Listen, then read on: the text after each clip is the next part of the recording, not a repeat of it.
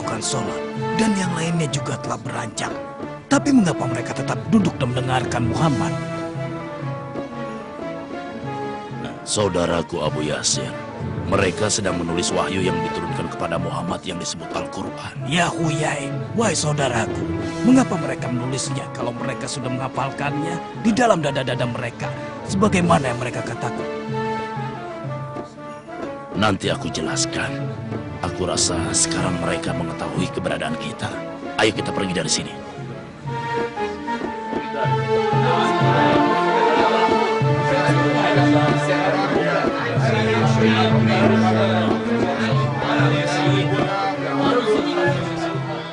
Aku masih tidak mengerti untuk apa sahabat Muhammad menulis. Yang mereka tulis itu dikirim ke Mekah untuk sahabat-sahabat mereka, lalu dipinjamkan secara bergilir.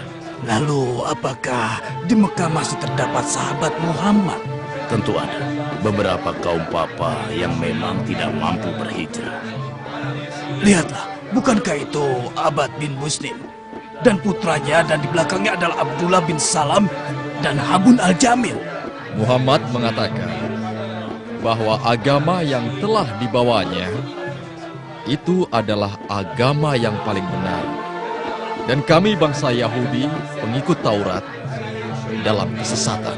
Demi Allah, hal itu benar. Kalau memang yang kau katakan itu benar, ya Abad bin Busrin, kenapa Muhammad meninggalkan Ka'bah yang sewaktu dia di Mekah, dia sholat menghadap ke arahnya.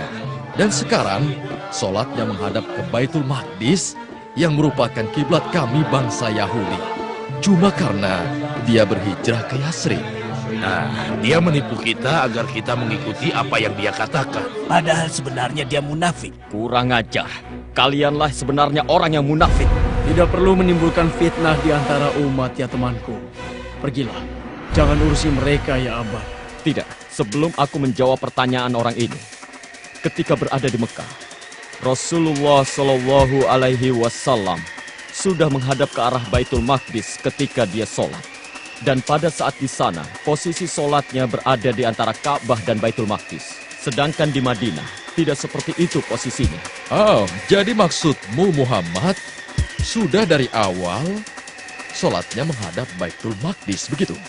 Benar. Kalau memang dia berbeda dengan apa yang kami yakini, kenapa mengikuti kiblat kami dan menelantarkan Ka'bahnya? Bagus sekali, Habun. Ayo jawab anak pintar, ayo. Kenapa tidak kau tanyakan sendiri saja kepada Muhammad tentang hal ini?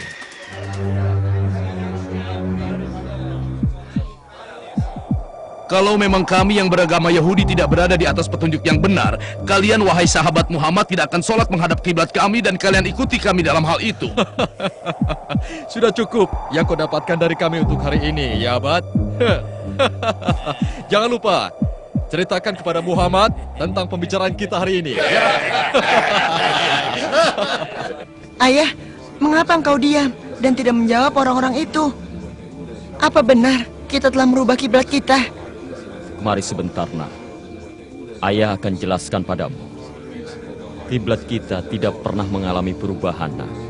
Sejak dari awal, Rasulullah Shallallahu Alaihi Wasallam telah melaksanakan sholat menghadap Baitul Maqdis, menghadap ke arah padang pasir yang berada di Palestina sebelah sini, dan Mekah berada di sini.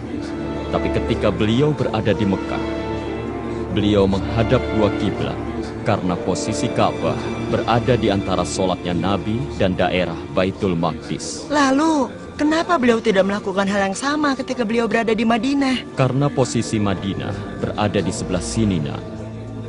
Jadi tidak mungkin Rasulullah Shallallahu Alaihi Wasallam menghadap ke Baitul Maqdis dan Ka'bah secara bersamaan. Maka Allah memerintahkan Rasulnya yang mulia untuk menghadap ke Baitul Maqdis ketika sholat. Beritahukan kepadaku, saudaraku. Ketika kita pergi untuk mengunjungi Muhammad, lalu berbincang-bincang dengan dia, apa saja yang engkau ketahui tentangnya? Maksudku, apakah dia itu benar-benar nabi yang telah disebutkan dalam kitab Taurat kita? Demi Tuhannya Musa, memang dia nabi. Apakah engkau telah menelitinya, kalau dia orangnya? Ya. Kalau memang benar, lalu kenapa kau tidak mengikutinya? Karena aku memusuhinya. Aneh sekali Anda ini. Jika memang benar Muhammad adalah nabi yang kita tunggu-tunggu, kenapa Anda sangat bernafsu memusuhinya? Kenapa? Itu karena para rahib kita yang agung meyakini kita bangsa Yahudi adalah bangsa pilihan Allah.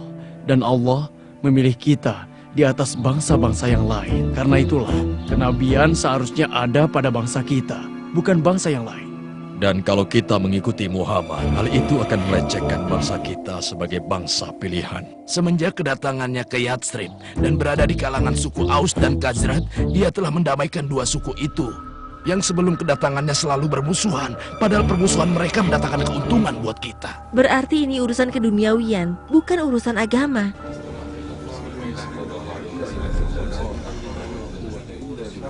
Apa yang Rasulullah Shallallahu Alaihi Wasallam katakan kepadamu? Rasulullah mengatakan bahwa beliau ingin agar Allah memindahkan kiblatnya dari kiblatnya bangsa Yahudi. Apa yang kamu katakan itu benar. Aku menyaksikan sendiri bahwa Rasulullah Shallallahu Alaihi Wasallam memandang ke langit dan memohon kepada Allah agar memindahkan kiblatnya. Kau benar. Matahari telah berada di tengah-tengah. Tidak lama lagi pasti Bilal akan memandangkan azan zuhurnya. Itulah tanda kita sholat. Kalau begitu mari kita ke masjid untuk sholat berjamaah bersama Rasulullah Shallallahu Alaihi Wasallam.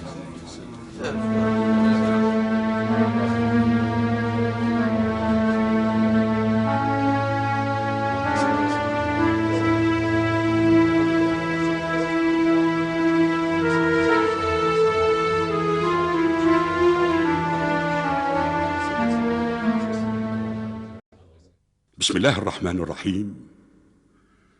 قد نرى تقلب وجهك في السماء فلنولينك قبلة ترضاها فول وجهك شطر المسجد الحرام وحيثما كنتم فولوا وجوهكم شطره وإن الذين أوتوا الكتاب ليعلمون أنه الحق من ربهم وما الله بغافل عما يعملون.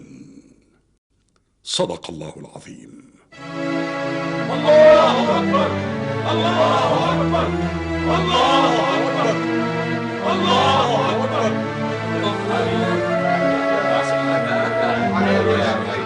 Wahai teman-teman Ansor, Allah sebagai saksi, aku telah sholat jamaah bersama Rasulullah Shallallahu Alaihi Wasallam menghadap ke arah Baitul Atiq.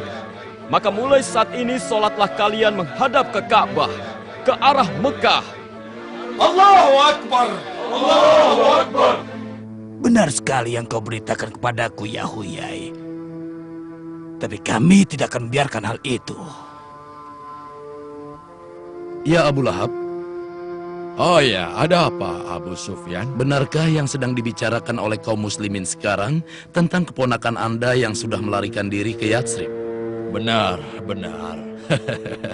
Mereka berkata bahwa kiblat mereka di waktu sholat telah dipindahkan ke Ka'bah. Bagus sekali. Sungguh pantas Muhammad itu bergelar makhluk terjujur dan terpercaya. Apa-apaan ini kawan? Apa kau telah meninggalkan agama nenek moyangmu dan beralih menjadi pengikut Muhammad? Sama sekali tidak. Karena dengan berkiblatnya Muhammad ke Ka'bah, itu merupakan tingginya kedudukan Ka'bah di atas Baitul Maqdis.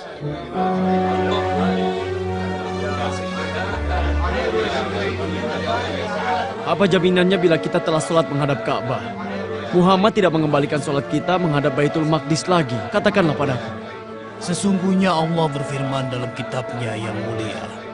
بسم الله الرحمن الرحيم سيقول السفهاء من الناس ما ولاهم عن قبلتهم التي كانوا عليها قل لله المشرق والمغرب يهدي من يشاء إلى صراط مستقيم صدق الله العظيم. Orang-orang yang kurang akalnya, siapa yang dimaksud dengan itu? Kalianlah yang dimaksud, wahai rahib-rahib Yahudi, dan juga kaum dari musyrikin Arab. Dan juga orang-orang munafik seperti mereka yang telah dibeberkan kebusukan mereka melalui ayat pemindahan arah kiblat ini. Ya, baiklah, baiklah. Kalau begitu kami berjanji akan bertemu dan berbicara dengan Muhammad. Kalian jangan khawatir. Ya Muhammad, Kami ada permintaan sedikit. Permintaan mudah.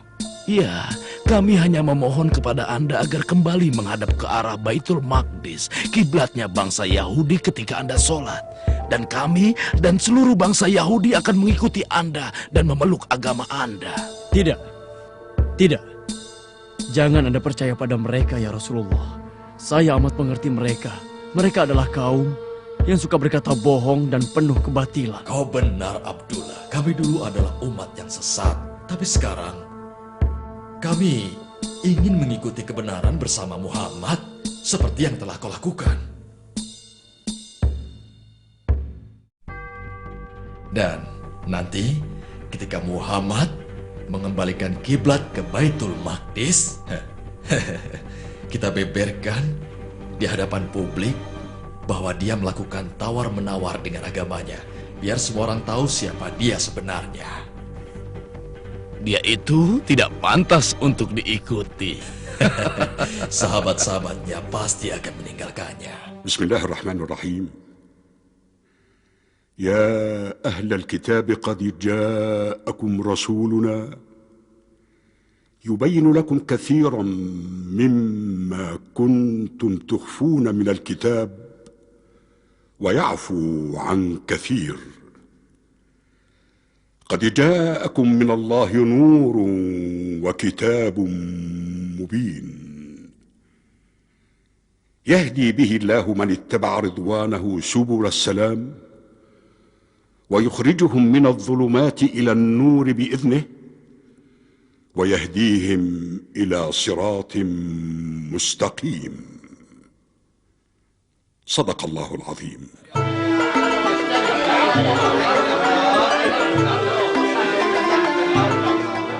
Aku sudah menyebarkan berita tawar-menawar kita dengan Muhammad kepada orang-orang di sini. Bagus, itu sangat bagus.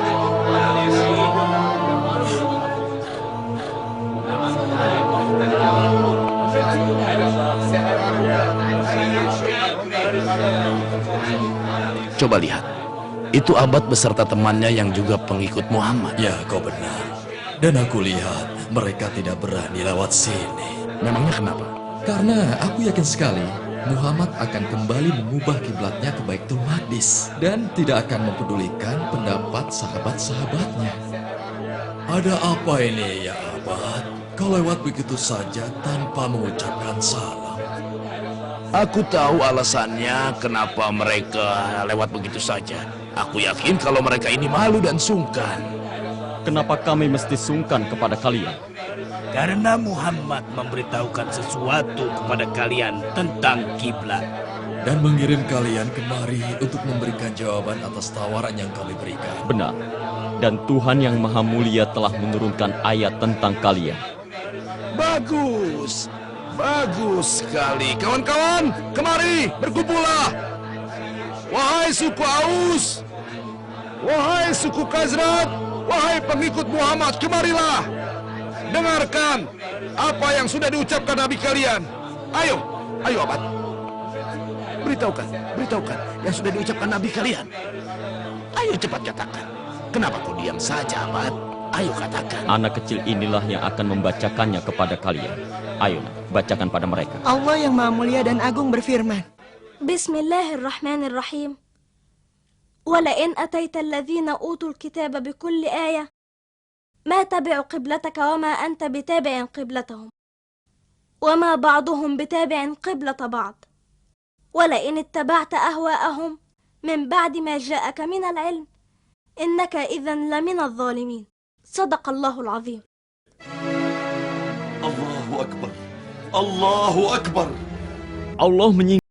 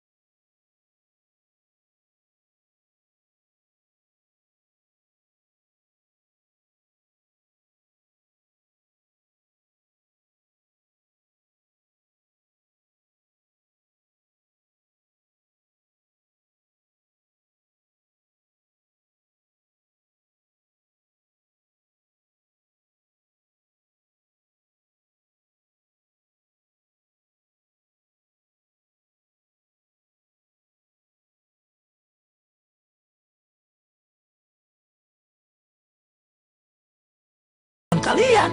Jadi jelas tentunya lebih agung kan? Janganlah kalian merasa senang dengan hujah kalian, wahai Yahudi. Karena perlu kalian ketahui adanya ayat yang menyebutkan keutamaan Ka'bah.